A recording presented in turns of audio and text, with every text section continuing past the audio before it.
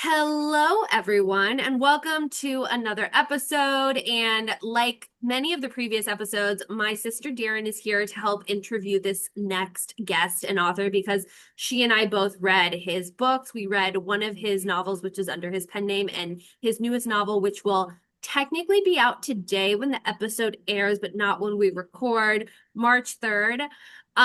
We read it together and then we went to his book event in New York and we got to chat with him. So please welcome Darren, my sister. Darren, thank you for being here and joining me. Hello, thank you for having me. And then without further ado, our author guest, Wade Rouse. Wade, thank you for being here. Thanks, and virtual hugs. It's good to Yeah, see you both. it's good to see you. Now, I have to tell you, we had such a good time at your book event, and I Uh, think going to an event like that before the book comes out gives you such appreciation for the person behind the paper and behind the spine, before you read it. And I think having it wasn't a spoiler, it was like such a nice preview to have such appreciation for your current novel that's coming out. That's what friends are for. So we really had a good time. it was a lovely event, and I know you two were like you were busy that day. You were driving that night of the event, and Yes. it's just nice to slow down and actually meet people face to face and have a Right. drink and chill and Yeah. talk. It was really lovely. Yeah. We want to talk about your newest novel, That's What Friends Are For, which comes out March 3rd, technically today when this airs. But we also wanted to talk about, we read, Darren and I, one of your previous novels that came out also, what, like last year, The Yeah. Page Turner by Viola Shipman. And we really enjoyed it, and we really enjoyed this novel, but they are written under two different names. So Viola Shipman is your pen name for previous novels. And then this one, if I'm not mistaken, is the first one under your Yeah. name, Wade Rouse. Can you tell us a little bit about that and how that happened? Yeah, it's been a wacky 20-year journey as an author. I started writing memoir was how I started writing. Mhm. And I wrote four memoirs under Wade Rouse. And then um, honestly, I like couldn't get my fifth memoir published. Like a lot of family issues were happening in my life. My mother passed away, my father had dementia, and I just was not in a funny mode at the Yeah. time and was dealing with so much in my life. I just didn't know what I was going to do directionally next. And I went home to help my father move into a smaller home, like so many folks do. And I found all my grandmother Viola Shipman's heirlooms boxed in our attic, the home I grew up in. All of her charm bracelets and hope chests and the family Bibles and scrapbooks. And I had this idea because I'm probably exactly like you. I read a lot, and I love I love all genres, and I love fiction. I love fiction geared around women and had been reading a lot of that at the time, I think as a kind of a comfort and connection, because that's what I used to read with my mother a lot. And I didn't see a lot of characters that were like my grandma, just, good, hardworking women that were just trying to get by in life and got whacked around a lot. So I started writing my first novel, A Charm Bracelet on Top of a Cardboard Box. And when I called my agent, I said I want to use my grandmother's name because she was overlooked in society and nobody really paid attention to her or her voice. And so I wrote 13 Viola novels and then Wow. started. My new contract was a Viola Shipman contract, like three books, Viola Shipman. And I pitched an idea that was nameless. Just it was the kind of the genesis of That's What Friends Are For. And I didn't think they would pick it. I didn't think my publisher that would be directionally.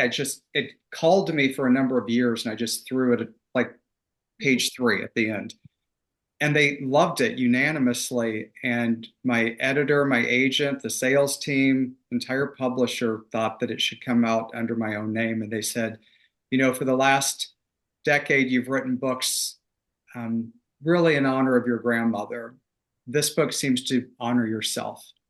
And so what a perfect moment. So it was scary. And I always say that the best, like, the best things kind of come when you walk through the fire.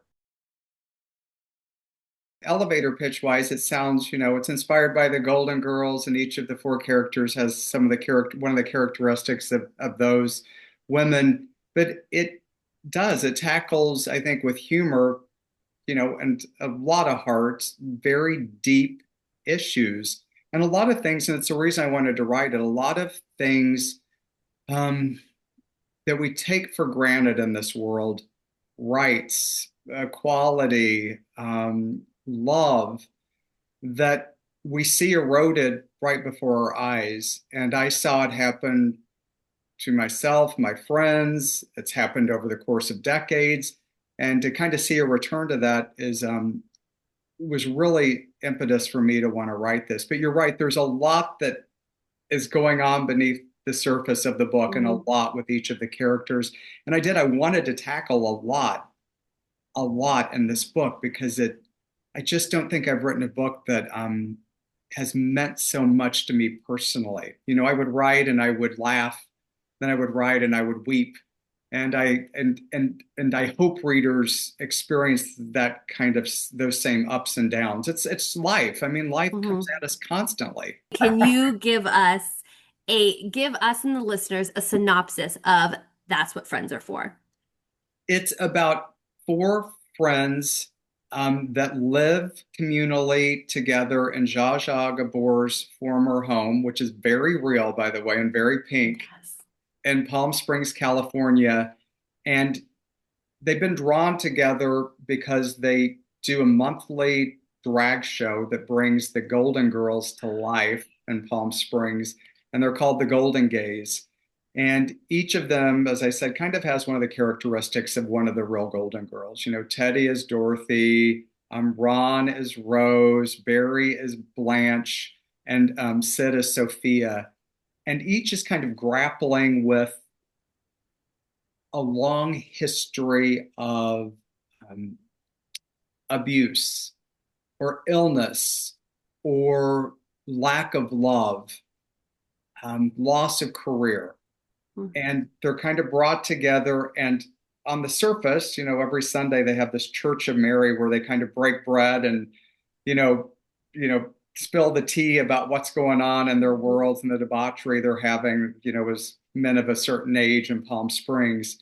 But underneath all of that is a lot of unresolved issues that they've never dealt with their life, which propels itself forward in how they treat each other. They love each other dearly. They're each other's entire. This book is Mhm. about found family, but Teddy is a lot like me. It's like Dorothy with the zingers, and he cuts people down, but that's his way to show love. Ron is like Rose. He's kind of the caretaker, the Midwestern guy that really is full of faith, a horrible childhood, but really is the one that kind of is the glue for all of them. And then Barry is actually inspired by a real life character from the Golden Girls named Coco, who was cut from the premiere. Mhm. And then it's ironic, Sid is an 81-year-old Jewish divorced man who is one of my favorite characters because he has a late in life love story that I hope resonates deeply with people. And this book's it's really just about being seen Mhm. and trying to fight the inhumanity in the world with, grace and grit. It's really about if you have everybody has a best friend, probably you too. Mhm. It's how much you can drive the other crazy, but how much you save each other's lives. So I, I just I'm very proud of this book and I love it. And dude, I could ramble about it all day long. I'm very curious to hear. You've kind of alluded to it, but which characters would you then see yourself in this? Like, how would you? Each one kind of handles the world around them differently. I'm curious which one you would be And resonate with.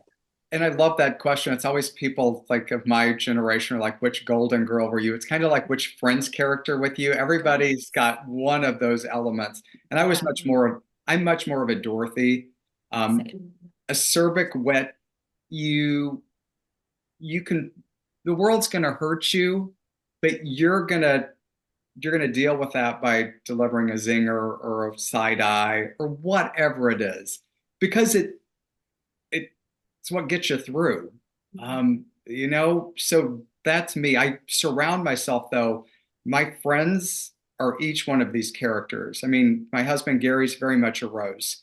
Oh. Caretaker, sweet, you know, people gonna watch it. You'll think he's a little dense on the surface. But the funniest, sweetest human being Yeah. that really just wants the best for everyone. Well, then is there anything that you still want to achieve, still want to accomplish? I mean, you've obviously accomplished way more than a lot of people by this point, but I'm curious what may be still on the docket. I have a lot of those litmus test things for an author. I've not hit the New York Times list. Mhm. I've had the net sales to hit the New York Times list, but they did not place me on the list a couple of times. So that kind of sets in my craw, and I'm like, and it's gonna happen. Just that the patience is there. Um, I'd like to see a book, one of my books or memoirs made into a TV show or a movie. I think that's Mm. always an author dream. And Yeah. I have three optioned right now. So, it's always fingers crossed, but a crapshoot. But I would love to see that. And I just, I really want to keep writing. I Yeah. really don't. The beauty is, we have friends that are retiring left and right. And I have it's not even a thought for me. Yeah. I'm hoping to be, like, you know, 85, 90, a little face work, coming in on a walker, a Hmm. little glass of champagne and still Speech writing. text. Yes. Mom has Yeah. still got it. Yeah. Yeah. Oh, I like that though. I think those are all good and achievable goals too, which is Yeah. kind of nice. So then, believe it or not, we're at my last question, which is my favorite question to ask every guest. Wade, what would you do if you knew you wouldn't fail? Oh my gosh. That's a great question. And you know what's weird is I have that saying over my kitchen window in Michigan Hi. because my third memoir I wrote was called At Least in the City Someone Would Hear Me Scream. And Love that. it's about leaving my job, quitting, Mm. starting to be a writer, and moving to Michigan in February into the middle of the woods, not knowing what the hell is going on. And I'm not exaggerating. I read Walden at the time, Oh my and God, throwback. this is the weirdest question you could have asked. And I was driving down the street one day in St. Louis, and there was a truck that had signs in the back of it, like a Uh-huh. like they're stacked in like Yeah. that. And it was windy, and one flipped out onto the road and it said, "What would you do if you could not fail?" Which Stop. seriously, which prompted me to quit my job and move and kind of just start over. Oh my Um, gosh. I I feel like that's been the saying that's guided me my whole life. Yeah. And there's nothing we will do anything. There's like I don't feel like I think I'm doing it, Yeah. So I feel like I've kind of checked that off. I always say this, my mom was a hospice nurse at the end of her life, and you know, I used to visit her, ride around in her Toyota Corolla with her when she'd care for people, and she'd walk out and she'd say, "Everybody's filled with some sort of regret at the end of their life, and don't be like that." Yeah. And that's the advice I give to people and myself. Don't live with any regret. You can always go back. You can't go forward. Yeah. That's so true. So true. Darren, I feel like this is the next book we should read is his Oh, memoir, right. right? Yeah. Like I think that it's the Hold perfect. on. It's the funniest, Okay. sarcastic, and yet deepest memoir, and you learn a lot about me. Way I too love much. it. I think we should. I think that's the first thing I'm going to do after this is get this book because I think that that's just like again, you're coming in at like the perfect time in our life. It's Like, got a lot going on. Very serendipitous. Yeah. yeah. And I like your Uh, nails, by the way. I have to Thank say that before you. this. Yeah.